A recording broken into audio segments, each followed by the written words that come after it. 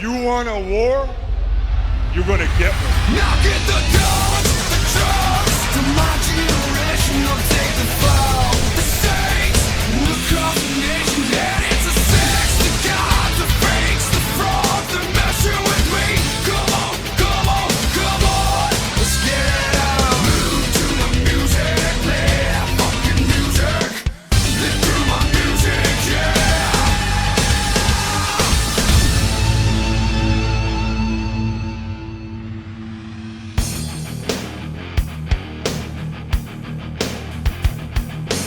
Hey yo soldier, Reliving the War 222, yeah that's it. Raw's in Dallas, Texas, Nitro's in Tulsa, Oklahoma. Make sure you watch the Reliving the War SmackDown video that was posted on Sunday before continuing on here. A lot went down as the Radicalz tried to get hired by the WWF and unfortunately Eddie Guerrero suffered an injury. It's all covered in that video, check it out so you're all caught up.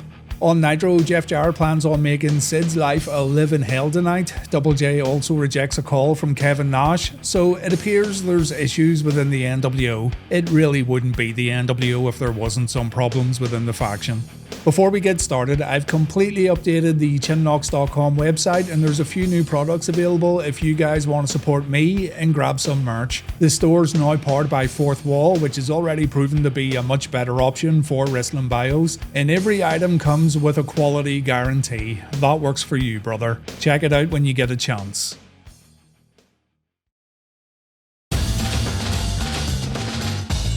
The Radicalz cut a promo to begin Raw this week. On Nitro, we've got Norman Smiley versus Evan Karagias. X-Pac was scheduled to begin Raw with a one-on-one match, but the Radicalz interrupted him. Waltman was wise enough to get out of the ring, but Guerrero and company don't want any trouble. Saturn grabs a microphone and he says these four showed up in the WWF to try to make an impact. They wanted to work for the WWF full time, but unfortunately that's not going to happen. Malenko reminds everyone that the Radicalz were given an opportunity to win their way into the WWF. The Radicalz were good when they competed on SmackDown, but Dean admits the boys weren't good enough. He admits they blew it. Eddie gets handed the microphone, the crowd chant his name, and Guerrero thanks the fans for their support and for the privilege of being able to perform in a WWF ring. Benoit wants to thank Mick Foley. He wants Cactus Jack to come down to the ring, so Foley makes his entrance and the Radicalz give him a hug as they prepare to say goodbye to the WWF forever.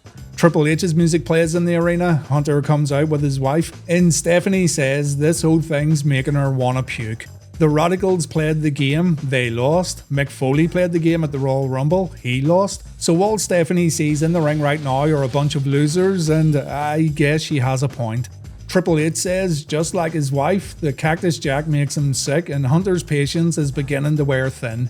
No one in the ring could get the job done, yet they're all out here on Raw having a nice little hug and whatnot. So the game says it's time to finish this once and for all. Triple H must be feeling confident because he proposes another match against Cactus Jack on pay-per-view. We're going to see a Royal Rumble rematch at No Way Out, but this is going to be Mick Foley's last chance. No more title opportunities after this one.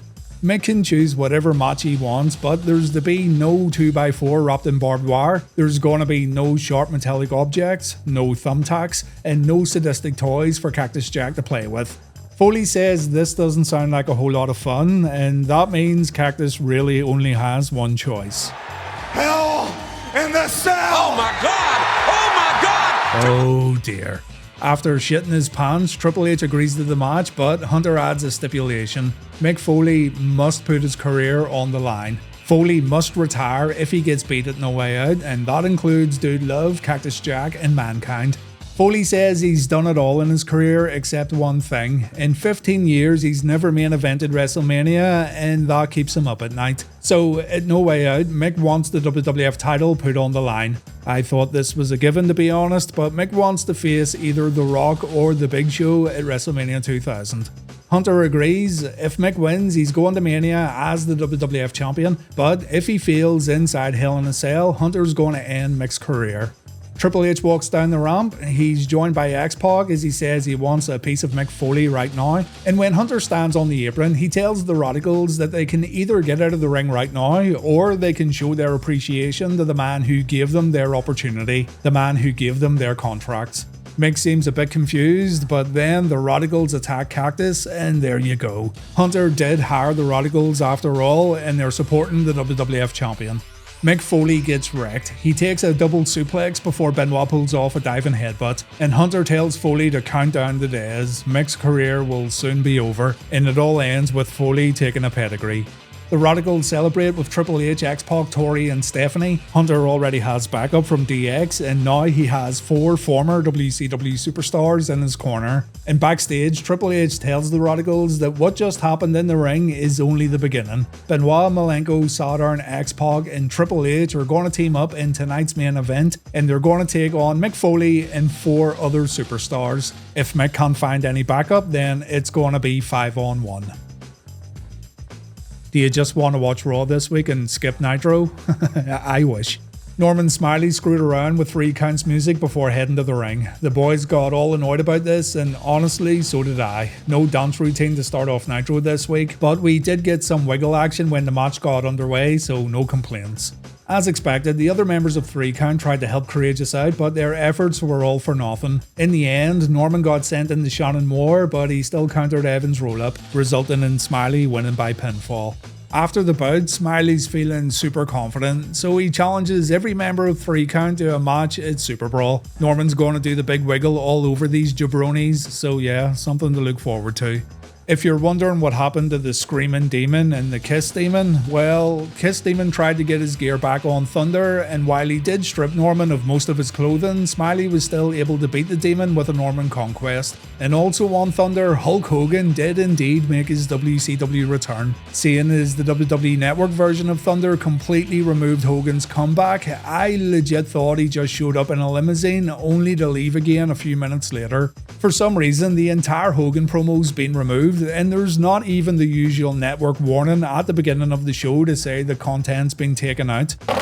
Hey everyone, Future Wrestling Bios here. One of the great things about putting Reliving the War up early on Patreon is the fact that my supporters can find editing mistakes I've made before they go on YouTube, or they can give me little bits of information that provide more context for whatever the hell I'm talking about. A long-time supporter named Ian got in touch and he told me why this promo was removed from the network, but I'll come back to this in just a moment. Anyway, Hogan mentioned how crap WCW was becoming recently, and he specifically called out the silly amount of pre-tape promos and backstage promos. Granted, he's a bit late here and WCW has improved in this area since Russo left, but it was good to hear someone actually call out the bullshit. Hogan said he wanted to save WCW alongside Sting and Goldberg. Lex Luger could have helped out too, but he's too busy acting like a clown and indulging himself in this new comedy that is WCW wrestling. Lex Luger came out, he called Sting a joke, he called Hulk Hogan a joke. Someone dressed up as Sting appeared on the entranceway, and this allowed Hogan to launch an attack. Lex took a big boot, Miss Elizabeth took an atomic drop, and Lex got out of the ring before Hogan could hit him with his own baseball bat. Hey, Future Wrestling Bios here again. So this atomic drop is the reason for the promo getting removed from the network, because according to Hulk Hogan, Liz wasn't wearing any underwear when she took the move. Now, I know, believing a Hulk Hogan story is like believing Santa Claus is real, but the way Liz sold the move, the way she got out of the ring as fast as possible, plus the fact that this whole thing's been removed from the network with no other clear explanation as to why, I'm inclined to, I can't believe I'm going to say this, but I'm inclined to believe Hulk Hogan. There's simply no other explanation, and the evidence we have pretty much confirms it. And I know folks may have thought it was removed because Liz took a bump, but footage of her taking other bumps has been left untouched. For example, a Stinger splash back at Spring Stampede 98. So yeah, there you go. Miss Elizabeth went commando on a WCW Thunder taping. Hulk then left the arena, and the commentators confirmed that Hogan had signed a contract to face Lex at Super Brawl. We'll hear from the total package later on, and we're also going to see Stevie Ray versus Disco Inferno. Hot, spicy shit on Nitro tonight, guys. Don't miss it. And look, Terry Funk versus David Flair in an I Quit match. Nitro could very well win Reliving the War this week. David says he's going to fight one of his dad's battles tonight, seeing as Rick would do the same for David even when it was completely unwarranted. And in the middle of all this is Arn Anderson. Poor Double A. The Enforcer will soon have to choose between his old pal Rick and the Dirty Funker, but he will make his choice later tonight. Flair vs Funk has been booked for Super Brawl, by the way. We can only hope for the best.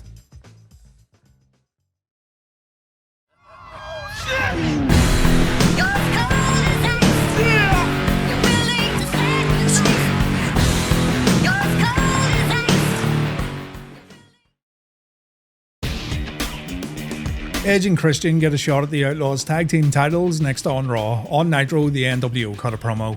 Right, this NWO promo is quite famous. Scott Hall, for some reason, won't say "hey yo" at the beginning of the promo, so he appears to be a bit disenchanted with how the NWO's doing business without his big buddy. Instead, the Harris brothers open up the promo, but fuck these guys, who cares? Scotty Steiner, looking like a big purple love warrior and looking like he's about to join the Godfather over on Raw's War, cuts a short promo here that would lead to Scott getting suspended for 2 weeks. He goes after Ric Flair while pretty much promoting the WWF and Steve Austin, and Flair apparently tried to get Scott fined for this promo too, but Big Papa Pump didn't lose out on any pay. Let's hear the promo and hear what Scott had to say for himself. Okay. Now last week, I was watching TV and I watched a 53-year-old man come out here who has more loose skin than a Shar-Pei puppy come out here and say he's still the man. I seen Ric Flair, number 2, the Nature Boy, come out here who's been the butt end of all the jokes because he's supposed to be the limousine riding, jet flying son of a gun. But I'm saying one time, you should have took a cab and used that money to fix your crooked, yellow teeth. So I had to ask myself, if WCW was gonna hire the Nature Boy number 2, why wouldn't they hire the Nature Boy, the original Nature Boy, Buddy Rogers? Now I don't know that Buddy Rogers is dead, God rest his soul, but Ric Flair, your career is dead. And I know as he lays 6 feet under, he's still styling and profiling, because when you used your little brain and stole his name, there's one thing you couldn't steal, and that was his class.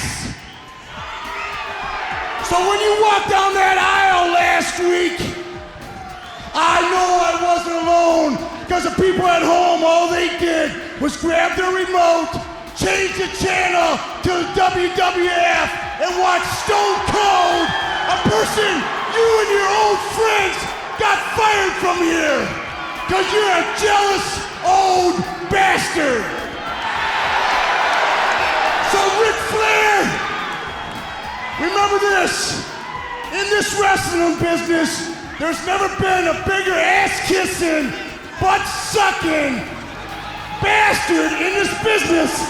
But also in life, you're the biggest ass-kissing, backstabbing, butt-sucking bastard.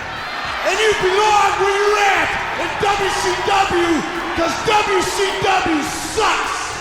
And so do you. Me, I'm just gonna stay right here in the NWO for life. Double J tries to follow Scott here, but the crowd are still reeling from what Big Papa Pump just said. It's absolutely brilliant. Jeff's still acting as WCW commissioner. He's not done with Big Sid Vicious. He announces that Slick Johnson's going to be the referee for the upcoming Jarrett vs. Sid match at Super Brawl. Plus, Jeff's making the match no disqualification.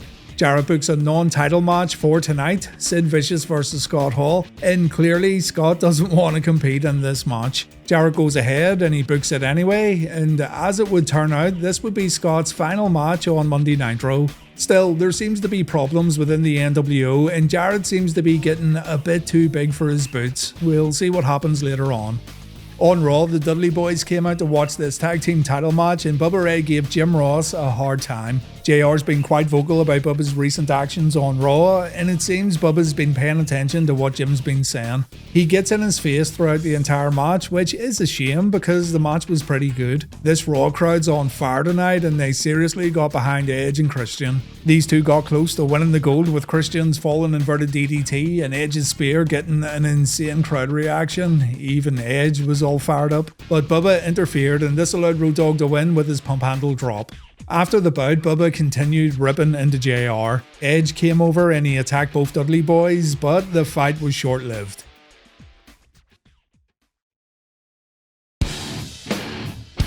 Mark Henry versus Kurt Angle's our next match on Raw. On Nitro, The Wall takes on Booker. Yes, just Booker. The tea's been taken away, and J Biggs made sure Booker's usual ring gear was also taken away earlier on. Book's now wearing plain black wrestling trunks, his music's been changed to an upbeat, whimsical little number that you'd hear in a children's cartoon. But Booker's going to continue on while Harlem Heat 2000 try to take everything away from him. A pretty standard matchup here, nothing to really say about the in-ring action except for Booker's Harlem sidekick right here, that looked pretty good. Booker had the match won after a bookend, but J Big showed up on the entranceway along with a few dirty coppers. Booker took his eye off the ball and The Wall ended up winning after a chokeslam, and Booker got arrested after the bell. Remember, Booker attacked Biggs last week, and Biggs says not only is Booker getting arrested for assault, battery and reckless endangerment, he's also getting done for attempted murder. My goodness. Backstage, Brad Knobbs is all annoyed with Double J after that stunt he pulled last week. Jarrett says he'll make it right by putting Brian in the ring with Fit Finlay on Nitro, and when Brian leaves, the NWO laugh as Jarrett says Finlay's going to officiate another Brad Knobbs match tonight. Brian isn't getting a match against Fit. The boys take a vote and they choose Bam Bam Bigelow as Brian's opponent.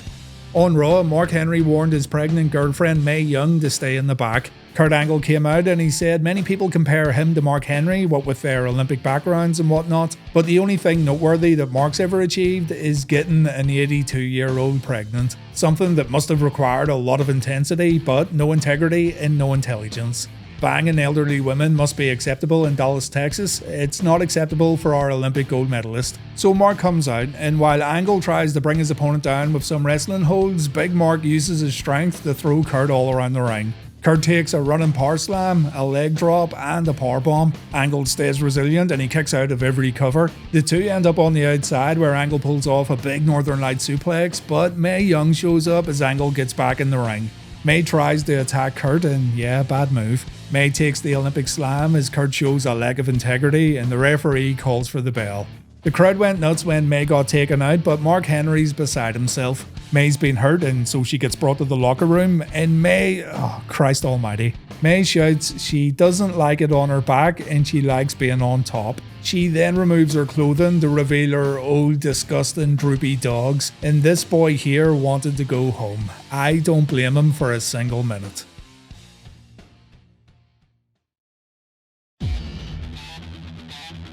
The Holly Cousins take on the Acolytes next on Raw. On Nitro, it's Tank Abbott versus the Barbarian plus an Oklahoma promo.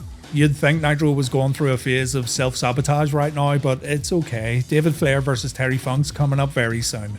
Barbarian got biffed and Tank won via knockout again. Honestly, the most entertaining thing about this match was the referee somehow falling between the competitors when trying to break the men up. Don't know how it happened, but that's your lot, folks. Big Al was in the crowd too. Tank and Al are going to face each other at Super Brawl, and boy, that one sure goes well. Out comes Oklahoma, in Oklahoma, and the fans still booed the shit out of him. Double J's given Oklahoma permission to begin a new division within WCW, one that Oklahoma was born to spearhead. So we're looking at the leader of the WCW women's division.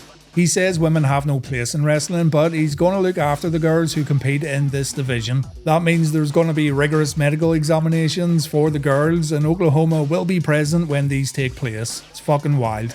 He then brings out a plastic surgeon. Dr. Jeter makes his way down to the ring, and Oklahoma wants to know if this doctor's carried out any cosmetic work on Medusa. He says yes he has. He's done her eyes, nose, lips, her giant mama jammas, her rear end. So because there's nothing natural about Medusa, she won't be allowed to compete in this women's division.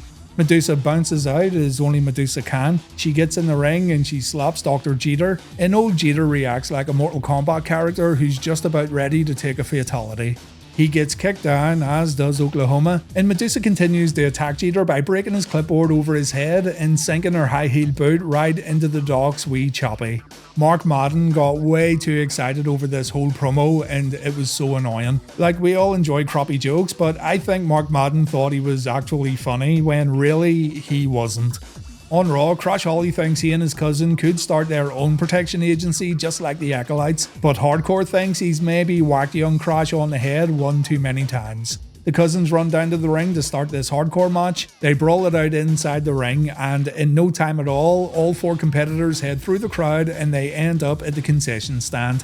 The Acolytes have this one all under control, so they take a little beer break in the middle of the match. Farouk's such a fiend that he drinks his beer right from the top.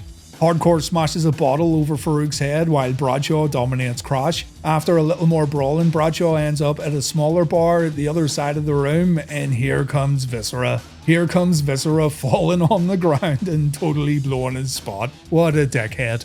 He gets himself back up, he hits Bradshaw, and JBL falls through a table. The Holly cousins win via pinfall, and yeah, highlights here were Farouk drinking from a tap and Viscera slipping on some beer.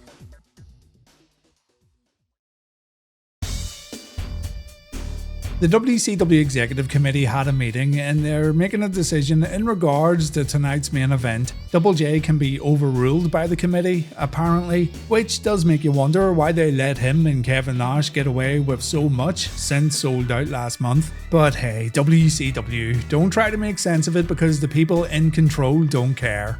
Terry Taylor leaves the meeting and he announces that the board can't change match competitors, but they can change stipulations. Slick Johnson won't be officiating the Super Brawl main event, and Scott Hall vs Sid Vicious is going to be for the world title tonight. The committee want to stir it up within the NWO, and they want to see what would happen if Hall won the WCW Championship tonight on Nitro.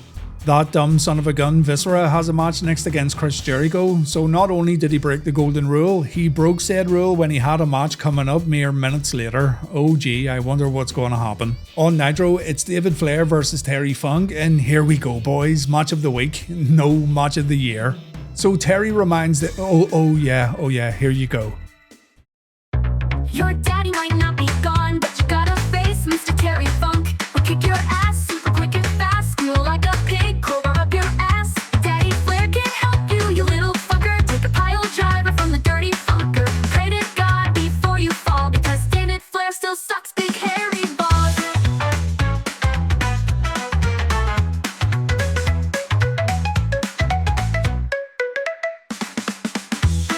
Terry reminds David that this is an I Quit match. Young Rosy Cheeks is going to get his shit all messed up if he fights Terry Funk tonight on Nitro. Terry gives David one chance to say I quit before the match begins, and David says he'd rather go to hell. Mate, you're in WCW, you're already in hell. And Terry then says it should be Ric Flair out here competing in this I Quit match. Flair may have held the world title 14 times, but that just means he lost the belt 14 times too. And as Terry keeps yapping on about Rick, David decides to grab a chair and Terry takes multiple chair shots, most of which are right to the head. Even though David doesn't have a fantastic swing, those shots still look pretty painful. The chair dents as Terry falls out of the ring, but it's going to take much more than this to make Funk say I quit. David pulls a table from under the ring. He goes back to Funk, but he ends up getting thrown into the guardrail. Funk then pulls up the protective padding and he delivers a piledriver. A piledriver on the padding that Funk didn't pull up. I was just about to get all pissed off, but then Funk makes up for it. Flair Jr. takes another piledriver, and yeah, this is what I paid to see. Funk wants Rick to come out right now, but there's no sign of the Nature Boy. So Terry wants Rick to remember an old spot, a piledriver on a table that kick-started the 1989 Flair and Funk rivalry. David gets wrecked, the crowd chants "We want Flair." David takes a chair shot, and Funk then says he's gonna ruin young David's life. He gives Rick 5 seconds to show up, but Rick's way too busy walking around backstage with a few girls. So Funk calls Flair a filthy bastard before announcing he won't beat up David anymore because he doesn't need to. Rick showed what kind of man he is, and so Terry says he quits. This means, ladies and gents, David Flair has a win over Terry Funk, but he doesn't look like a winner. Terry even checks on David after the bout. Arn Anderson then tells Mike Tenay that after what he's just seen, he doesn't want to be involved with Terry Funk anymore, and he doesn't want to be involved with Ric Flair either. Terry didn't need to make an example out of David, and Rick should have been a father by stopping the match. So the enforcers bowing out. What he just saw made him sick to his stomach, and Arn doesn't want any part of it. To be honest, I think Funk took way more punishment than David here, what with those chair shots, but still, Rick doesn't care about David at all, and you know what? David deserves it. On Raw, Jericho tried his best to have a decent match against Viscera, but there's only so much guys can do when fighting this mammoth of a man. The easiest thing to do is to just sell for Viscera, and that's what Jericho did for most of the match. As expected, we've got interference. The Hollies came out to attack Jericho, while the Acolytes show up to attack Big Vis. The Acolytes pull off a big double suplex on Viscera before Raw moves on. And if you're wondering why Chyna's not here, she's off filming an episode of Third Rock from the Sun. Michael Cole interviews the Radicalz, and while Dean Malenko says the guys appreciated the opportunity to perform on SmackDown, Eddie makes something perfectly clear. The Radicalz didn't fool Mick Foley. Foley fooled himself by thinking friendship comes before business. Benoit says Triple H and Stephanie have all the stroke around here, and anyone would have done the same thing given the opportunity. Saturn isn't so diplomatic. He says he never liked Mick in the first place, and if he can't find any friends to help him out tonight, then Mick's going to be even more desperate than what the Radicalz were just last week. Next on Raw, we've got Jackie vs Luna in a women's championship match. On Nitro, it's Disco Inferno vs Stevie Ray plus Bam Bam Bigelow vs Brian Knobbs. Luna's all fired up backstage, and Gangrel had to tell her to keep it cool. Luna could become women's champion if she just calms down a bit, but Luna's way too excited. The match gets underway and Luna wastes no time at all as the two tumble out of the ring, and the referee ends up getting caught between both women as they beat the hell out of each other. Back in the ring, Jackie tries an inside cradle, but Luna kicks out. JR reveals that Raw's got a new start time next week due to the Westminster Dog Show as Luna pulls off a jawbreaker. Back in the day, Raw would have been completely off the air for this dog show, but oh how times have changed. Luna pulls off a fireman's carry before going upstairs, but her Vader bomb misses and Jackie wins after a German suplex. After the bell, Luna attacks Jackie, and when the champ starts fighting back, Gangrel gets in the ring to plant her with an Impaler DDT. And this is the last time we'll see Luna and Gangrel compete on Raw. Luna leaves the company after the next SmackDown taping, while Gangrel stays for most of the year. However, he doesn't get another match on Raw, nor on pay-per-view. During the Disco vs Stevie Ray match, Big Titties had some words with the Mamalukes. Things got a bit heated and the referee had to go out to stop the men from fighting. In the end, all these guys were sent back up the ramp, which meant Disco and Stevie Ray didn't have their respective backup plans. But Stevie Ray still won the match quite easily. He dropped his slapjack when Disco pulled off a neckbreaker. The referee tried to stop Disco from grabbing the weapon. He then walked straight into Stevie's slapjack finishing move, and the Inferno took a loss on Monday Nitro. Backstage, Jeff Jarrett tells Scott Hall that the executive committee are trying to cause problems within the NWO, and Scott says don't worry about it. The bad guys go on a softened setup tonight for the big Super Brawl match, so Jarrett needs to chill out. Sid, meanwhile, says Scott's only temporarily in the ring tonight because when the match ends, the bad guy's going to be extinct. Ric Flair leaves the building and he tells Arn Anderson to watch his mouth. Double A's in over his head, and Nate apparently had something special lined up for Anderson tonight, but now that's not going to happen. God knows what he's on about here, and he's probably talking nonsense anyway. Finlay then officiated the Brian Knobbs vs Bam Bam Bigelow match as promised, and the Complete Tit defended his Hardcore Championship. Trash cans, chairs, a kendo stick and a ladder were utilised in this match, and you know what to expect. No point talking about every shot and every move. It looked like Finlay was helping Brian when he started handing him weapons, but the match ended with Finlay hitting his old friend with a chair shot. Finlay then performed a fast count, and this resulted in Bigelow becoming the new Hardcore Champion. Afterwards, Lodi and Lenny Lane made fun of the Mamalukes in Disco Inferno. A brawl broke out between the men, and I guess WCW are throwing together a new rivalry here in the most basic way possible. I can't imagine many people getting excited for this one.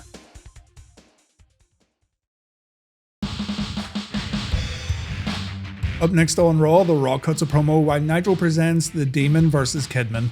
This Demon jabroni's been jobbing out on Thunder quite a bit, but he does have a fan in Crowbar. Crowbar digs the Demon sweet casket thing, so at least the guy's got one diehard fan. I must stress though, Dale Torborg, the guy who plays the Kiss Demon, seems like a real down-to-earth and good guy in his interviews. He actually loved Kiss from an early age and he really wanted to make this all work. The odds were, unfortunately, not in his favour.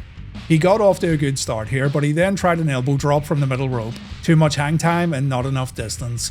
Kidman followed up with a tornado bulldog, while Mark Madden made comments directed at Torrie Wilson, and the Demon then pulled off a DDT that only got him a 2. The Demon goes upstairs, Kidman intercepts him, Billy pulls off a Hurricane Rana, and that's it all over. Kidman wins via pinfall. After the bell, Crowbar attacks Kidman. Crowbar's such a Kiss fanboy that he's prepared to defend the Demon's honour live on Nitro. You might be wondering why Crowbar didn't help David Flair earlier on, but old Raccoon Eyes told Crowbar and Daphne to head back up the ramp. David tried to be a man, and he failed miserably. Crowbar bows down to his rock and roll god before Nitro takes a commercial break, so let's hear what The Rock had to say. Rock tells Kevin Kelly to shut his mouth because the people are chanting his name. Finally, The Rock's come back to Dallas, and Rock wonders if Kevin has ever had pie. Kevin says yeah, he had some apple pie earlier today as a matter of fact, but The Rock isn't talking about apple pie, he's talking about Poontang pie. Kevin Kelly says he's swimming in poontang pie because he's such a huge mega stud muffin, but this is a lie, a porky pie if you will. But never fret, Rock has some poontang pie right now for Kevin, a new Rock shirt that's going to go over Kelly's head. The Big Show won't stand in The Rock's way as the Great One heads to WrestleMania. The Big Show can't change Rock's destiny. The Rock's going to electrify millions and millions at Mania 2000. As far as Mick Foley goes, tonight Cactus Jack won't be competing in a 5-on-1 match. It'll be at least a 5-on-2 match. The crowd goes nuts when Rock makes this announcement. The Rock's kicked DX's ass for years, but then we go on to Benoit, on to Malenko, on to Guerrero, On to Saturn, on to Pluto, on to Neptune, on to Uranus. Oh, it doesn't matter what your names are. Rock welcomes the Radicalz to The Rock's world. He tells the boys to shove their new contracts up their candy asses if you smell what The Rock's cooking. The Godfather and D'Lo take on the Dudleys next on Raw. On Nitro, the Total Package addresses Hulk Hogan. Lex put on his wrestling gear to cut this promo, God love him, and Lex is offended that Hogan questioned his track record in this sport. Lex has done it all while looking better than anyone else, so how dare Hogan come back and call Lex out for dressing up like a nonce? Lex is the present and future of pro wrestling, and Hogan won't be calling Lex a comedy act when he gets put in the torture rack at Super Brawl. Hogan won't be laughing when he gets his back broke, and seeing as Hogan isn't here tonight, Lex is going to call out Hulk's best friend. Not the Booty Man, not Brian Knobbs, not Lieutenant Dan, the mouth of the South, Jimmy Hart. Jimmy comes out and Lex puts him over. He calls Jimmy one of the greatest minds of professional wrestling, while Jimmy says he doesn't work for Western Union. He doesn't deliver messages. Jimmy then calls Lex a Hulk Hogan wannabe. Lex will never sell out as many arenas as Hulk. He won't sell the same amount of merchandise, and Jimmy delivers a kick straight to Lex's balls when he says every time Luger picks up a check from WCW, he's stealing money. Luger was so nice to Jimmy too, but Jimmy's ripping the Total Package apart. Jimmy says if Lex wants to deliver a message to Hulk, he can do it himself, and Luger's had enough. He says there's one thing he possesses that Hogan does not, and that's a mean streak. He then proceeds to kick Jimmy in the gut before putting him in a torture rack, and as a chair gets put over Jimmy's wrist, Lex tells him once again to send a message to Hogan. The message is simple: Lex is going to see Hogan at Super Brawl. Lex stomps on the chair, and you know what? Jimmy deserved it. Jimmy was on the offense the moment he stepped in the ring, so good job, Total Package. I approve of you beating up a helpless dude about 3 times smaller than you are. Like Viscera earlier on, the Dudleys broke the golden rule, but they don't get their payback until after this tag team match. We see some good teamwork from D'Lo and Godfather early on, but then the Godfather took a chop block that took him out of the match. This meant D'Lo was all alone against Bubba Ray and Devon. D'Lo tried his best, but he couldn't survive a Dudley death drop, and when the match ended, Barbara Bush, the totally legit EMT, was already checking on the Godfather. Bubba grabbed the table, he set it up in front of the announce desk. Devon then grabbed BB and he brought her over for a powerbomb. Just before Bubba could pull the move off, Edge and Christian showed up to save the damsel in distress. The Hardys then came out to back up the babyfaces, and the Dudleys had no choice but to head back up the ramp and retreat.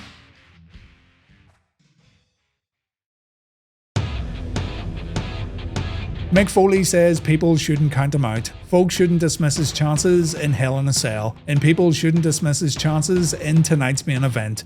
15 years ago, people said Cactus was too slow, too ugly, not big enough, not strong enough, and Mick spent his whole career proving everyone wrong.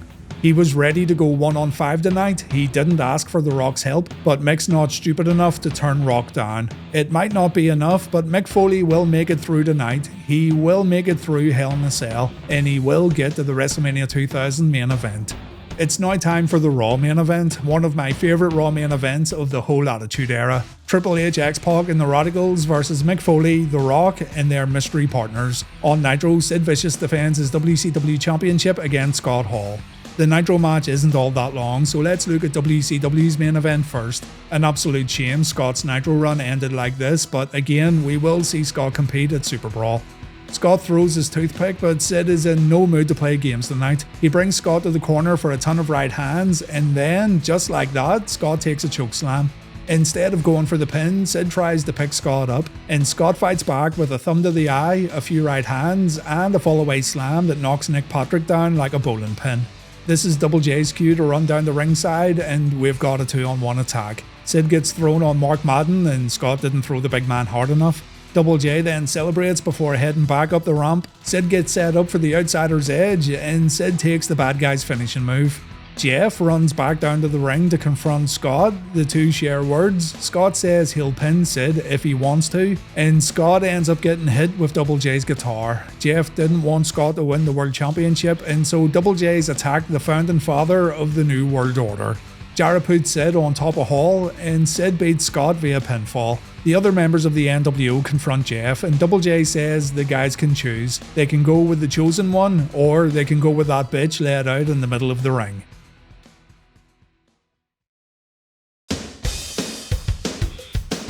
Right, here we go. The Radicalz and DX are in the ring. Mick Foley comes out, closely followed by The Rock. Too Cool's music then plays as the guys start fighting in the ring, and the crowd noise is absolutely insane as the Grandmaster, Scotty and Rikishi join Mick Foley's team for this main event.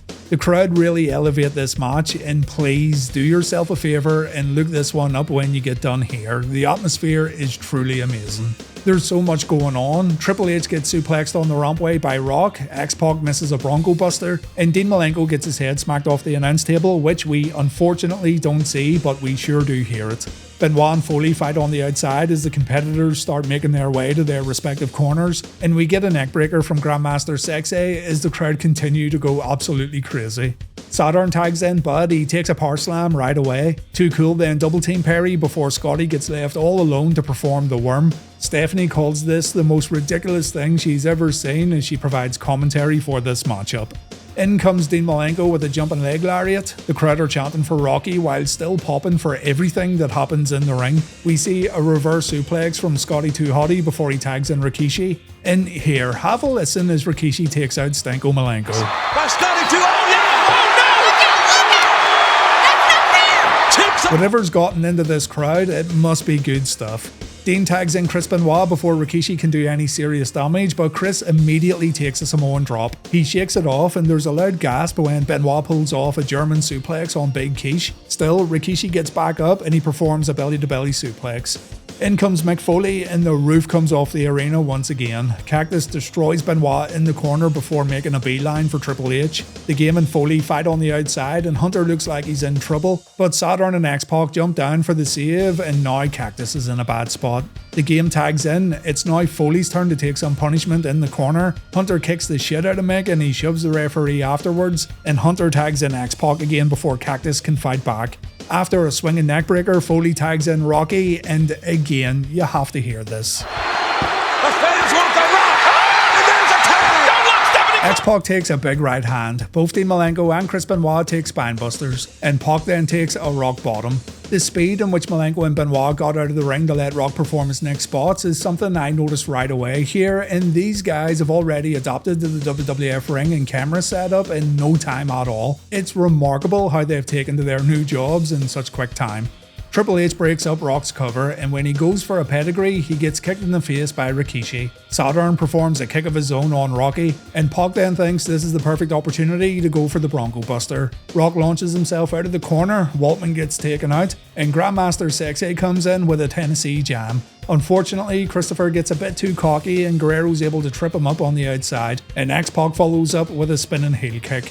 Hunter's now in with a Harley Race knee. In comes Saturn for a hard clothesline. Benoit and Saturn blow their noses on the Grandmaster after a double back elbow, and Grandmaster Sexy gets brought to the opposing corner for a good old fashioned kicking. Things look grim as the Radicalz double team Christopher, but he pulls off a huge double DDT that gives Brian the biggest pop he's ever had in his life. And our match comes to an end when Brian tags out and Foley comes in. I could have watched this one all night if I'm honest, but when Mick comes in, the match breaks down.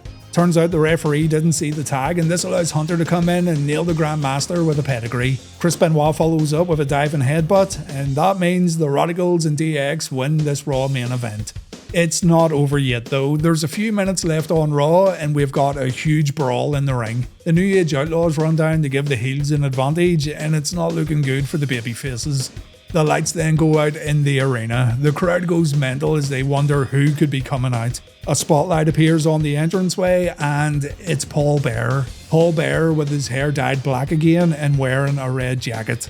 The pyro then goes off and it's Kane. Kane has once again joined forces with Paul, and he's here to get revenge for what X-Pac and DX did to him 2 weeks ago on SmackDown. The heels get ready for Kane to step inside the ropes, but they have no chance at all here. The Big Red Machine takes out 7 guys all on his own. He delivers chokeslams to Saturn and Billy Gunn, and Raw ends with Paul Bearer and Kane standing inside the ring with Foley and company. Phew, I think I'm going to watch that again now.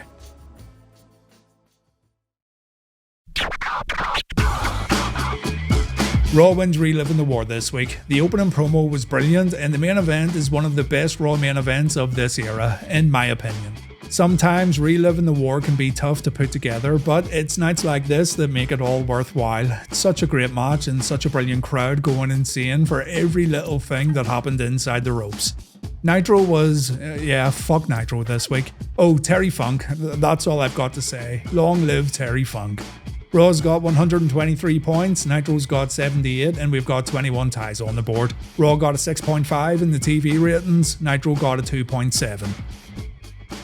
On Raw next week, Triple H gets a little revenge for his buddy X-Pac after what goes down on SmackDown. Al Snow tries to hypnotise his buddy Steve Blackman into believing he's the one and only head cheese. That dirty dog Mark Henry books himself and Mae Young into a honeymoon suite. Good God. And Rikishi takes on Dean Malenko and Perry Saturn in a 2-on-1 match. On Nitro, Kevin Nash has a few words about how Double J's running the New World Order. The Mamalukes attend a family wedding reception filled with good fellas and wise guys. Hulk Hogan's in the building once again, and he's facing Ric Flair again. And we'll also see the Total Package take on Terry Funk, so join me next week as we look at the final Nitro episode before Super Bowl 2000. Thank you very much for watching this episode of Reliving the War, Soldier, and please take care.